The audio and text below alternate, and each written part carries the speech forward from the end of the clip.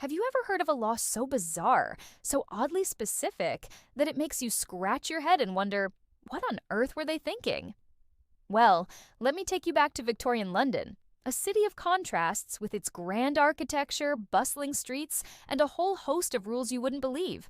Today we're diving deep into one of the most peculiar regulations ever to grace the royal parks, the baffling ban on bath chairs in St. James's Park. First off, what even is a bath chair? When you hear the name, you might picture some sort of waterproof recliner for a luxurious soak. But the reality is quite different. The bath chair was actually one of the earliest forms of the wheelchair. Invented in the city of Bath in the 18th century, hence the name, it was a three-wheeled contraption, often made of wicker, with a folding hood like a pram.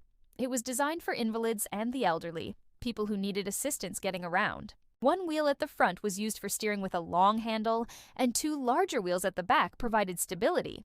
They weren't self-propelled. You needed someone, a chairman, to push or pull you along. So these chairs were essential for mobility for a significant part of the population.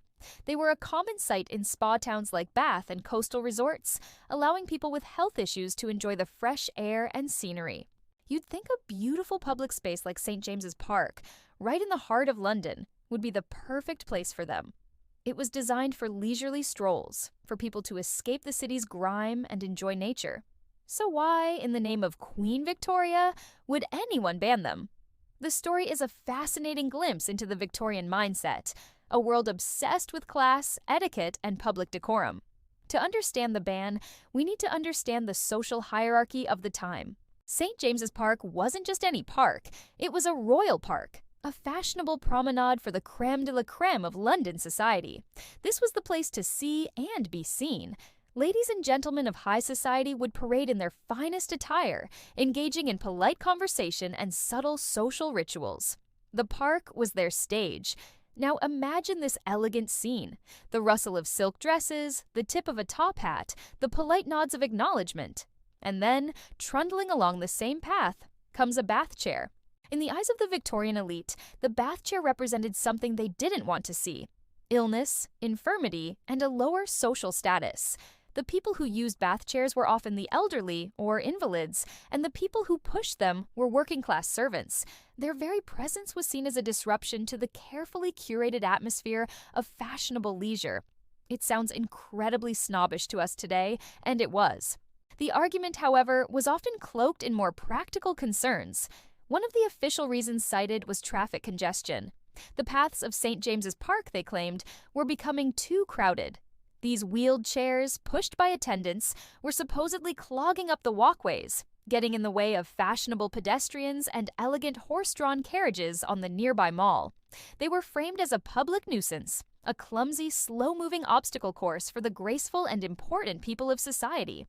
Think of it like a modern-day complaint about slow walkers or tourists stopping in the middle of a busy sidewalk, but amplified by a rigid class structure. The park's managers and the influential people who frequented it wanted a smooth, uninterrupted flow of high society. The bath chairs, with their perceived awkwardness, just didn't fit the picture. There were even complaints that the chairmen, the attendants pushing the chairs, were unkempt and their conduct wasn't up to the park's standards. They were seen as loitering, soliciting for fares in a way that was considered unseemly. So, in the mid-19th century, the authorities of the royal parks, likely under pressure from their wealthy patrons, enacted the regulation. Bath chairs were officially forbidden from entering St. James's Park. This decision effectively excluded a whole segment of the population from one of London's most beautiful public spaces. If you were elderly, disabled, or recovering from an illness and relied on a bath chair for mobility, St. James's Park was now off limits to you. This ban sparked a surprising amount of debate. It wasn't just accepted without a fight. Letters to the editor appeared in newspapers like The Times. People argued that this was a cruel and unjust law. They pointed out the hypocrisy of a so-called public park that was only truly public for the able-bodied and wealthy. Doctors wrote in, explaining the therapeutic benefits of fresh air and gentle movement for their patients, benefits that were now being denied. They argued that for many, a ride in a bath chair was their only way to leave their stuffy London homes. One of the most poignant arguments was that the ban was punishing the very people who needed the park the most. While the fashionable set had their country estates and private gardens to escape to, Many of the invalids were of more modest means, living in the heart of the city. The park was their only sanctuary, their only connection to nature. The ban was seen as a cruel act of social cleansing, prioritizing aesthetics and the comfort of the elite over the basic human needs of the less fortunate. The authorities, however, held firm for a long time. They doubled down on their reasoning, emphasizing the need to maintain order and the park's exclusive character. They suggested alternative routes or other, less fashionable parks, where bath chairs might be more appropriate.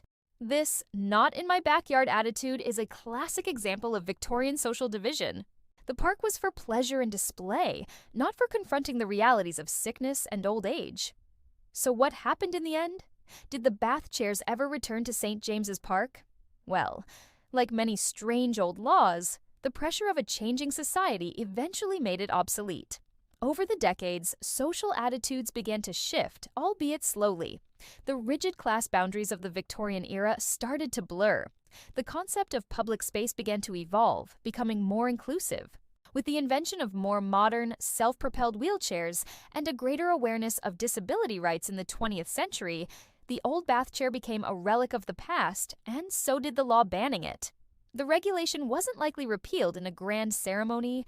It probably just faded into obscurity, unenforced and forgotten as the world moved on. Today, of course, our parks are accessible to everyone, and we have laws protecting the rights of people with disabilities.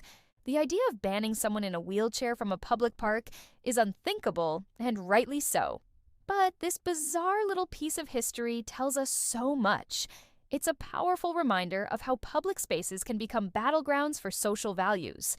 The great bath chair ban of St. James's Park wasn't really about traffic or noise. It was about who a space is for and who gets to decide. It was about the fear of seeing things that disrupt a perfect sanitized image of society. It shows us that access and inclusion aren't just modern buzzwords.